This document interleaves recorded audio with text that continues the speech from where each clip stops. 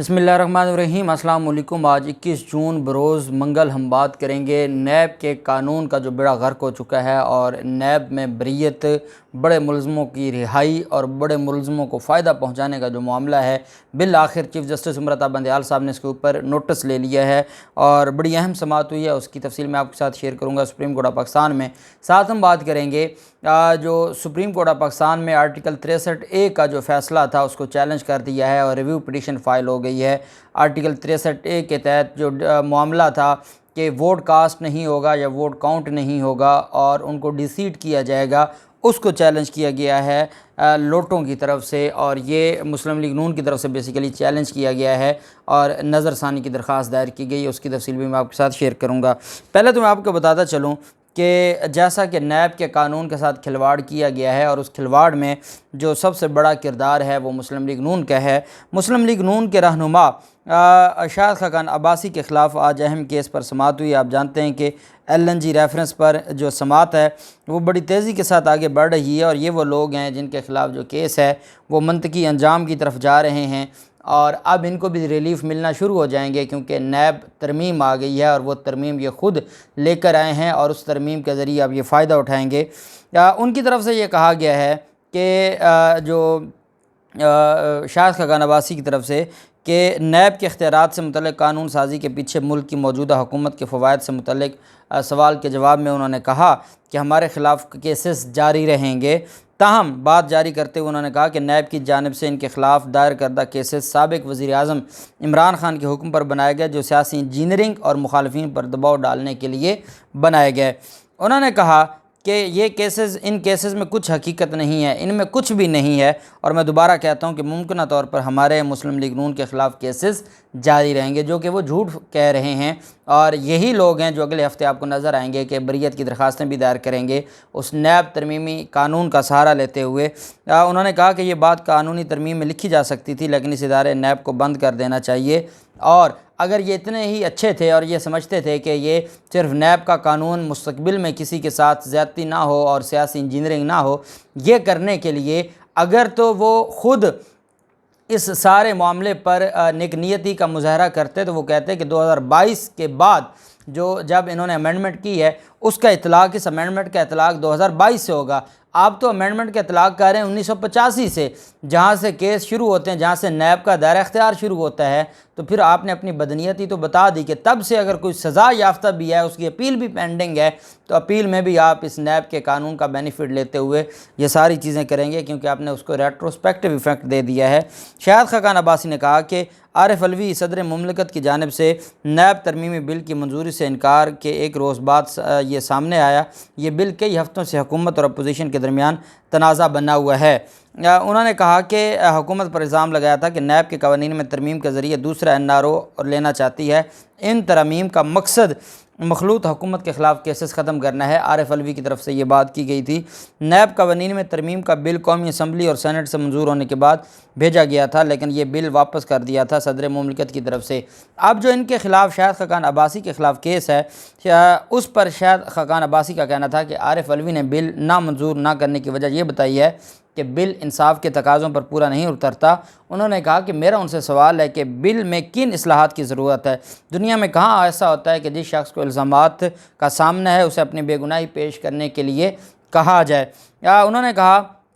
कि दुनिया भर में ऐसा होता है कि इल्ज़ामात लगाने वाला शख्स अपने इल्ज़ामात का सबूत पेश करता है। शाहिद खाकान अब्बासी ने कहा कि यह मुल्क की बदकिस्मती है, सदर पार्लियामेंट की मुखालफत करते हुए रुकावट पैदा करने पर मजबूर है। जब सदर पार्टी के रुकन बन जाएंगे तो मुल्क के अमूर कैसे चलेंगे। उन्होंने कहा कि सदर नैब में दायर करदा 4 साल के केसेस को तफसील से देखें और इससे मुतल्लिक़ इस्लाहात के बिल पर फैसला करें। साथ उन्होंने कहा कि ये सब जाली केसेस हैं जिनका मकसद सियासी इंजीनियरिंग था, इस वजह से नैब का इदारा ख़त्म होना चाहिए। मेरे ख़्याल में अभी भी इनका दिल नहीं भरा और प्रैक्टिकली तो उन्होंने नैब का इदारा ख़त्म कर दिया और नैब को भी इन्होंने महकमा एंटी करप्शन बना दिया है, जो सरकार के अंडर होगा, वज़ारत दाखिला उसको देखेगी और उसको अपने हिसाब से चलाएगी। लेकिन अभी भी इनका दिल नहीं भरा और ये नैब के नाम से ही खौफज़दा हैं, इनको नैब के नाम से ही इख्तिलाफ़ है और यही वजह है कि ये चाहते हैं कि हर हाल में ये इदारा ही ख़त्म हो जाए। دوسری طرف پاکستان مسلم لیگ نون کے اس وقت جو کینڈیڈیٹس ہیں، جو لوٹے ہیں، امیدوار ہیں، جو الیکشن لڑ رہے ہیں اور یہ نااہل ہوئے تھے، ان کو ڈی سیٹ کر دیا گیا تھا اور اس کے خلاف یہ اپیلیں بھی دائر کر چکے ہیں، لیکن پاکستان مسلم لیگ نون جب آرٹیکل 63A کے حوالے سے صدارتی ریفرنس عمران خان کی طرف سے بھیجا گیا تھا، اور میں آپ کو بتاتا تھا کہ یہ قوم پر ایک بلیسنگ ہے اور یہ قوم کے لیے ایک تحفہ بھی ہے عمران خان کی طرف سے کہ یہ آرٹیکل 63A کا ریفرنس بھیج کر لوٹوں کا راستہ ہمیشہ ہمیشہ کے لیے روک دیا گیا، کیونکہ ان کا ووٹ نہیں ہوگا، جب ووٹ نہیں ہوگا تو خریدنے کی کوئی کوشش نہیں کرے گا۔ اب اس میں جب یہ سارا معاملہ ہوا تو پاکستان مسلم لیگ نون جب یہ رجیم چینج ہوا سازش کے ذریعے، اور اس کے بعد جو اٹارنی جنرل ہیں اشتر اوصاف صاحب وہ عدالت میں پیش ہونا شروع ہوئے، تو عدالت میں یہاں تک معاملات آ گئے تھے کہ یہ صدارتی ریفرنس واپس لینا چاہتے تھے۔ یہ اس ریفرنس کی جو آرگومنٹس ہیں وہ آرگومنٹس نہیں کہہ رہے تھے، اٹارنی جنرل صاحب آئے روز بہانہ کرتے تھے، اور عدالت نے کہا کہ حکومت کے چینج ہوتے ہی آپ کا موقف ہی تبدیل ہو گیا ہے اور اب آپ اس کو نہیں چلانا چاہتے۔ لیکن بہرحال عمر عطا بندیال صاحب نے اور سپریم کورٹ آف پاکستان نے اس کے اوپر ایک لینڈ مارک ججمنٹ دی، اور اس ججمنٹ کے بعد پھر فیصلہ آیا، اور آپ نے دیکھا کہ جو آرٹیکل 63A ہے اس کے حوالے سے ہمیشہ ہمیشہ کے لیے راستہ رک گیا، جو مافیا سے ان کا اور جو لوٹے تھے، لوٹا کریسی تھے، ان کا راستہ رک گیا۔ اب جب یہ ساری چیزیں ہو گئیں تو ان ساری چیزوں میں ایک چیز بڑی اہم تھی کہ یہ جو مافیاز تھے، چاہے وہ زرداری خاندان ہو یا شریف خاندان، جو ہمیشہ سے آرٹیکل 63A ترمیم کرنے والے، یہ چاہے وہ 1997 میں 14ویں ترمیم ہو یا 2010 میں 18ویں ترمیم ہو، یہ میثاق جمہوریت کے نام پر ایک ترمیم کرتے ہیں اور کہتے ہیں کہ کسی کی حکومت گرانے کے لیے لوٹا نہیں لایا جائے گا اور ان کی حیثیت نہیں ہوگی، اور اگر کوئی لوٹا بنے گا تو وہ فارغ ہو جائے گا۔ جب یہ سارا کچھ خود کرتے رہے تو پھر اس کے خلاف ہو گئے۔ کیوں؟ کیونکہ ان کو پتہ ہے کہ ان کے پاس میجورٹی تو آنی نہیں کبھی، کیونکہ میجورٹی نہیں آنی تو حکومت گرانے کے لیے لوٹوں کا یہ سہارا لیتے تھے۔ اور جو لوگ یہ کہتے ہیں کہ آرٹیکل 63A کی تشریح نے آرٹیکل 95 کو ختم کر دیا ہے، میں انہیں کہتا ہوں کہ آرٹیکل 95 بھی اسی آئین کا حصہ ہے، آرٹیکل 63A بھی اسی آئین کا حصہ ہے۔ آپ کہیں کہ آرٹیکل 95 تو رہے، 63A ختم ہو جائے تو اس وقت آپ کی حکومت ہے، پھر ختم کر دیں۔ جب آپ نے ہی آپ ہی اس کو لانے والے، آپ ہی اس کو ختم کر دیں۔ بہرحال اب یہ نظر ثانی کی درخواست دائر کی گئی ہے لوٹوں کی طرف سے، اور یہ کہا گیا ہے کہ یہ جمہوریت کا قتل ہے، یہ جمہوریت کا بہت زیادہ نقصان ہو جائے گا، پارلیمانی نظام جمہوریت میں نو کانفیڈنس کا کنسیپٹ ختم ہو جائے گا۔ اس وجہ سے سپریم کورٹ آف پاکستان اپنے فیصلے پر نظر ثانی کرتے ہوئے یہ جو رائے دی ہے آرٹیکل 63A کے حوالے سے، یا جو فیصلہ ہے اس کو ختم کیا جائے۔ ان کو یہ بھی امید ہے کہ کیونکہ آرٹیکل 63A کی وجہ سے حمزہ شہباز بھی مشکلات کا شکار ہے اور الٹیمیٹلی شہباز شریف بھی شکار ہو سکتے ہیں، یہی وجہ ہے کہ اب اس سارے معاملے پر یہ اس کو مینیج کرنا چاہتے ہیں۔ دوسری طرف چیف جسٹس عمر عطا بندیال صاحب کی سربراہی میں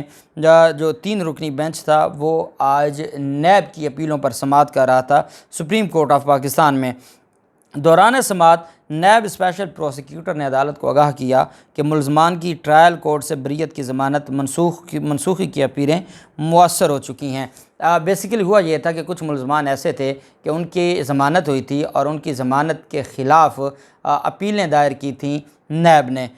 جب اپیلیں دائر کیں، وہ اپیلیں ضمانت کی اپیلیں پینڈنگ پڑی تھیں کہ ٹرائل کورٹ نے ان کو بری کر دیا۔ اب آپ جانتے ہیں اس بریت میں میر شکیل الرحمان بھی تھے، بڑے بڑے نام ہیں جو بری ہو گئے عدالتوں سے۔ اس میں کئی کیسز میں راجہ پرویز اشرف بری ہوئے، یوسف رضا گیلانی بری ہوئے، مختلف لوگوں کو بری کیا گیا۔